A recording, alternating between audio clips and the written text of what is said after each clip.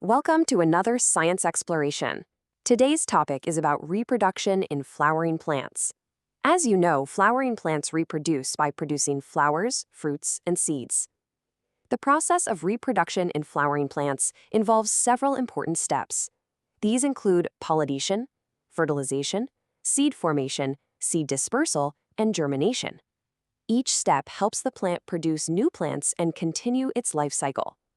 So please join me as we explore this step-by-step process of reproduction in flowering plants in a plant life cycle. All right, let's jump right in. We've got 5 amazing steps to map out together on this journey from a flower to a brand new plant. You can think of it kind of like an incredible adventure story. We start off with pollination, move right along into fertilization, watch as the seed and fruit form, see how those seeds travel the world during dispersal, and then finally, we witness the magic of germination. So ready to see how it all comes together? Let's go. So step 1 is pollination. You know how bees are always buzzing around flowers? Well, they're actually helping transfer tiny pollen grains from the male part of the flower, which is called the anther, over to the female part, called the stigma.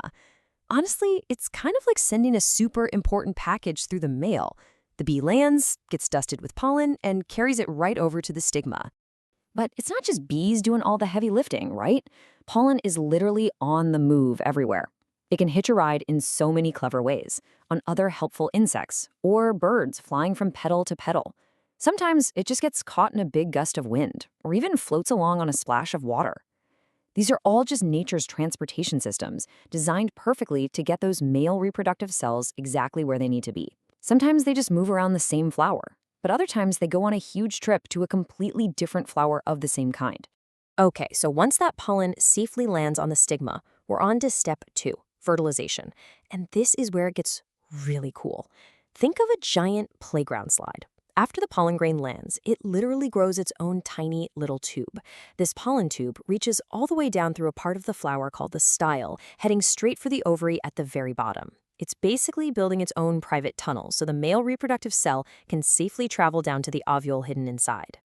Now, this is the really exciting moment. Deep down inside the ovule, that male cell finally finishes its slide ride and meets up with the female reproductive cell, or the egg cell. When they join together, they form what's called a zygote. This tiny little union is absolutely crucial because that zygote is the very beginning of life. It's exactly what will eventually develop into a brand new baby plant, an embryo, ready to take on the world. With fertilization all wrapped up, the flower actually starts to change in some amazing ways.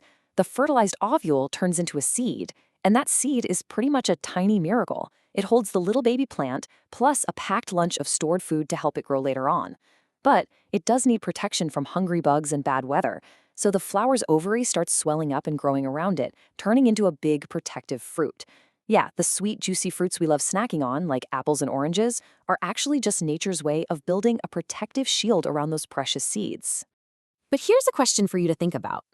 How do these brand new seeds actually travel away from their parent plant? Think about it. If all the seeds from a massive apple tree just dropped straight down into the dirt below, there would be way too many plants crammed into one spot. They'd all be fighting over the exact same sunlight, water, and space. To survive, they literally have to figure out a way to move away from home. Well, that brings us to step 4, seed dispersal. This is essentially just the spreading of seeds away from the parent plant to find new ground, and it absolutely prevents overcrowding.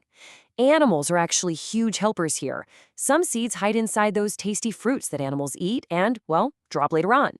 Other seeds have these sneaky little hooks that stick right onto a passing dog's fur or even your clothes when you're hiking. So you might have actually been a seed disperser without even realizing it. And the travel methods get even more clever. Some seeds are incredibly light and have wings or fluffy hair-like structures. They literally catch a breeze and fly away like tiny parachutes. Other seeds are built for the water. They've got special waterproof coverings so they can just bob along down streams and rivers for miles until they wash up on a muddy bank to start a new life. Oh, and this next one is definitely my favorite. Some plants are just so dramatic about it. They actually build up tension in their fruit pods until they split open with this sudden explosive action.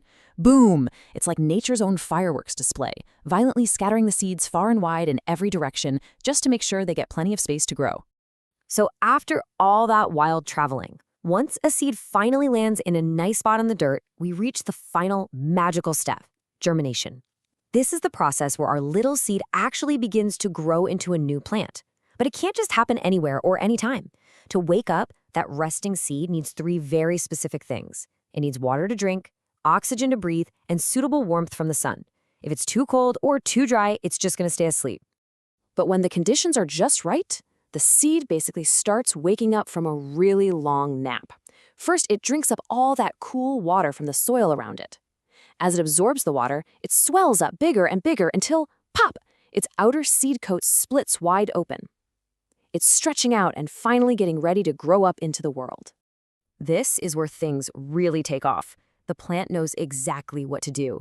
A young root pushes its way downward, digging deep into the dark soil to anchor the plant and find even more water. And at the exact same time, a young green shoot reaches upward, bravely pushing right through the dirt to find that warm, bright sunshine. Now, before the little plant is fully grown and strong enough to fend for itself, it gets a little help. It has a seed leaf, known as a cotyledon. Remember that packed lunch we talked about earlier? The cotyledon provides all that stored food to give the hungry young plant energy. It uses this to keep growing taller until it finally develops its true leaves. Once those green leaves open up, it can start making its very own food using the power of the sun through photosynthesis. And there we have it. The incredible journey comes full circle. Reproduction in flowering plants is just a remarkable step-by-step process. We started with pollination, moved to fertilization, watched the seeds and fruit form, saw them disperse across the world, and finally witnessed a new plant begin its life through germination. All of these steps work together in a continuous, perfect loop to help plants survive basically everywhere. So next time you crunch into an apple or see a dandelion seed floating on the breeze, just think about what part of this incredible journey you're witnessing right in your own backyard. If you find the video informative, then please like and subscribe. Thanks.